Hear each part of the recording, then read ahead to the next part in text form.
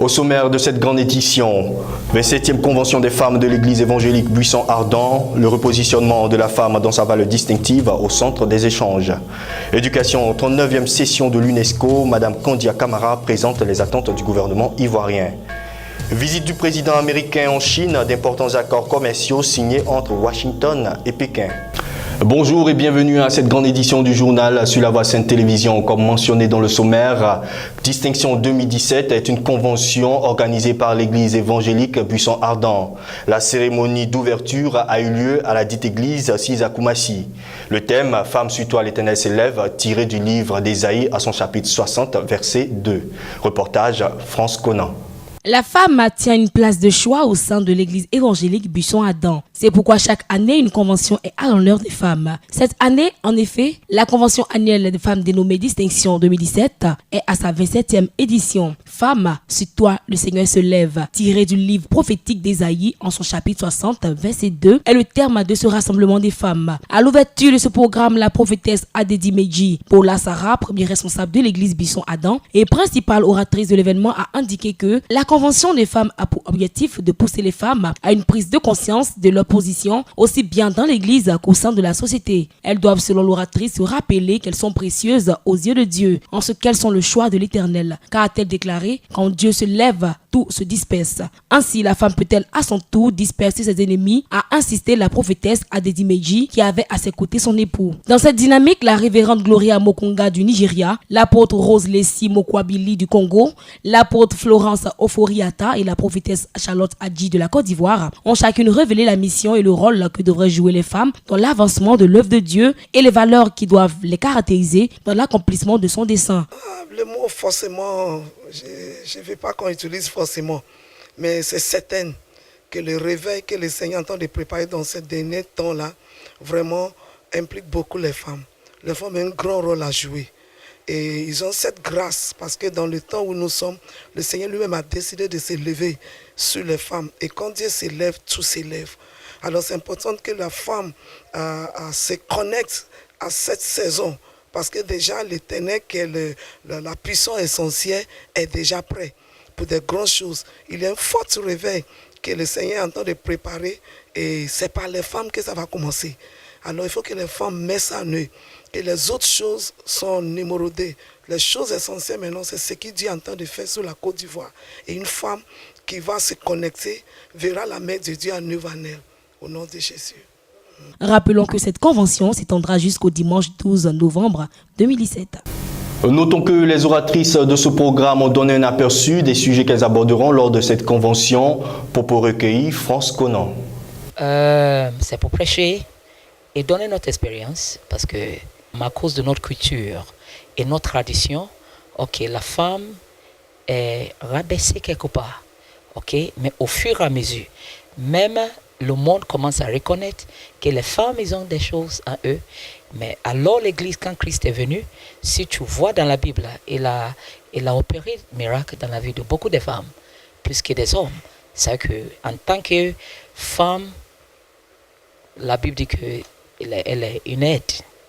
Et moi, je vais dire que si quelqu'un est une aide, elle a plus que. Ok? Elle a plus. That's right. Pour aider quelqu'un. Mais c'est là, il faut qu'on révèle la conscience des femmes pour dire qu'ils ont plus. En tant que femmes, nous sommes là pour détruire tout ce qui est serpent dans nos vies, dans nos foyers et partout. La femme n'est pas n'importe qui, mais la femme est une valeur sûre et que l'Éternel va puissamment se glorifier dans la vie des femmes. Et j'invite vraiment à cette convention toutes les femmes à venir parce que Dieu a promis, Dieu ne peut pas se lever et ne rien faire dans la vie des femmes. Et le thème, c'est un thème prophétique. Et je crois que Dieu va puissamment se glorifier. Bon, quand on voit déjà une femme de distinction, c'est une femme de valeur, une femme est mise à part. Et cette fois-ci, nous allons parler d'un thème très capital, très important.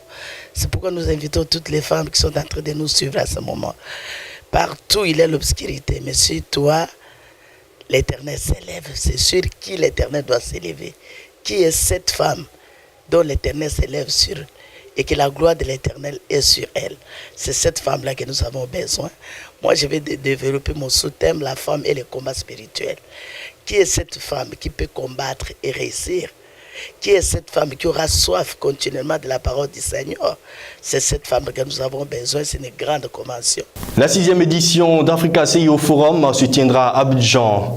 Cette structure, qui a pour vocation de réunir des investisseurs autour des axes de réflexion relatifs aux défis de développement, bénéficie entre autres du soutien de la Société financière internationale, en abrégé IFC. Le point avec Jean-Jacques Denis. L'Africa CEO Forum réunit des investisseurs majeurs pour discuter des principaux défis au développement de notre continent. L'IFC veut contribuer à élargir le rôle de ce forum pour renforcer nos partenariats stratégiques d'une part, mais aussi pour soutenir le dialogue public-privé et ainsi créer de nouvelles opportunités pour les investisseurs intervenant en Afrique, explique Cheikh Omar Seidi, directeur régional d'IFC pour l'Afrique subsaharienne. L'édition 2017 de l'Africa CEO Forum à Genève, en Suisse, a accueilli 1200 personnalités africaines et internationales. Ce forum s'est définitivement installé comme l'événement international de référence sur les enjeux de développement de l'Afrique et de ses entreprises dans un environnement professionnel de haute qualité, propice aux rencontres d'affaires. La participation croissante de décideurs publics aux Africa CEO Forum permettra également d'encourager le dialogue public-privé.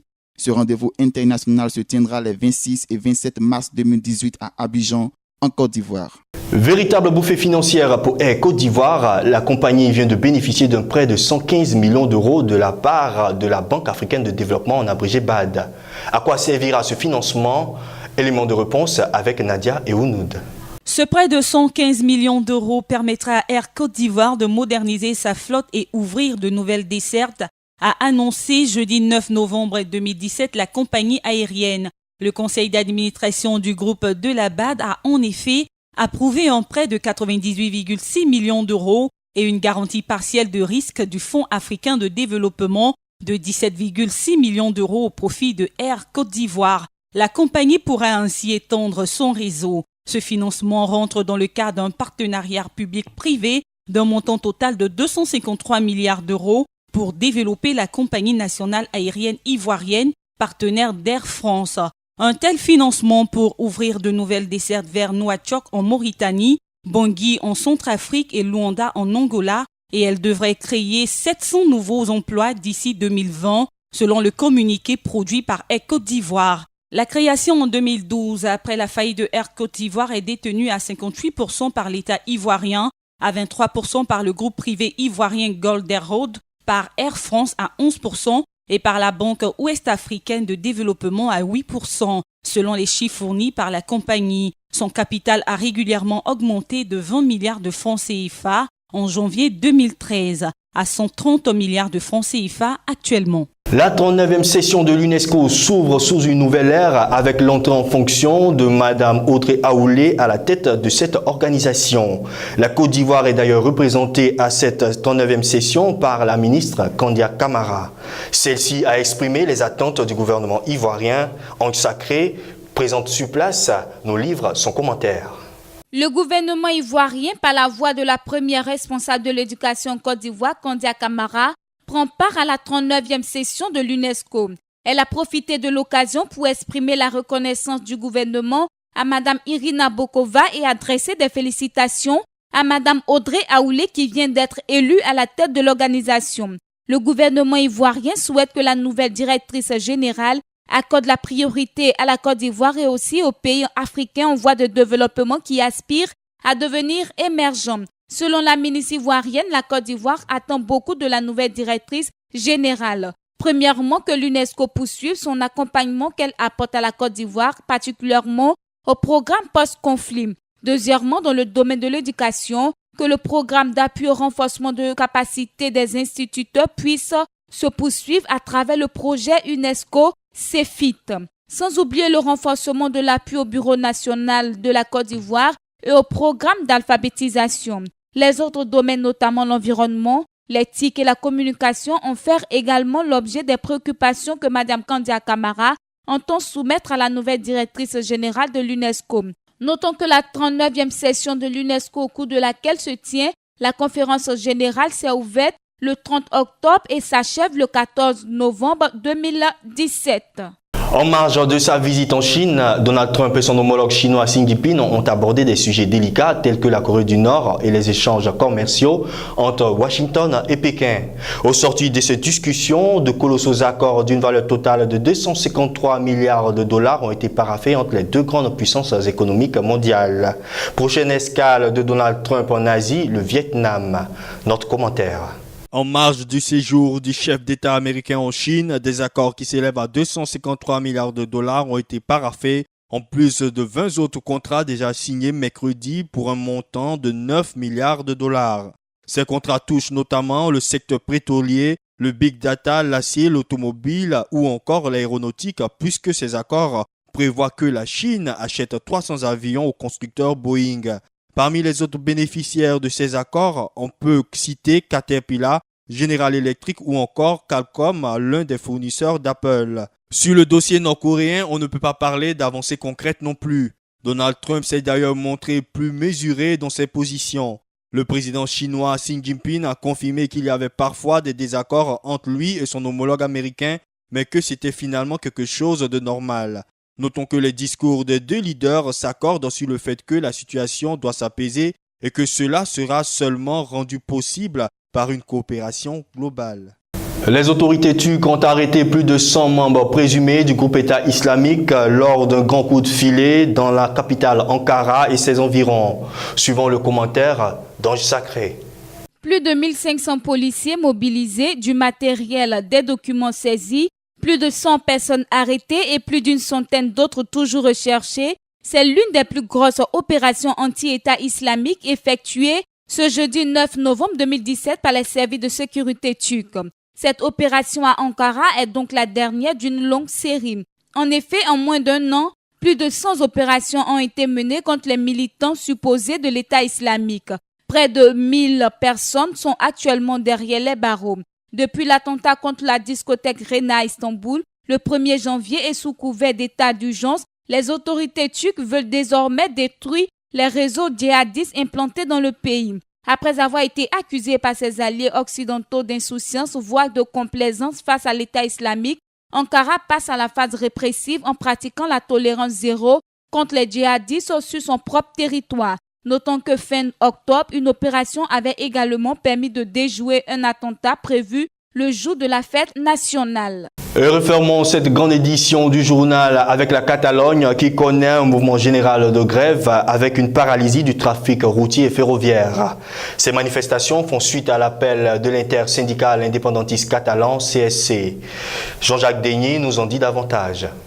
Ce mercredi 8 novembre 2017, dans la soirée, le nombre des manifestants pour la libération des membres du gouvernement catalan actuellement en détention provisoire s'est accru.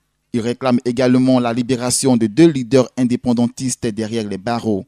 Lutter dans la rue, mais aussi massivement dans les urnes lors des élections législatives du 21 décembre 2017, voici les objectifs des indépendantistes. La grève s'est poursuivie tard dans la soirée avec des perturbations du trafic routier et ferroviaire. Par ailleurs, depuis Bruxelles en Belgique, où il s'est réfugié environ une dizaine de jours, Carles Puigdemont, président de chef de l'exécutif catalan, a procédé au lancement officiel de sa campagne en présence de 200 maires indépendantistes de Catalogne arrivés dans la matinée. Merci de vous informer sur La Voix Sainte TV. On se dit à très bientôt avec la même ferveur. Au revoir.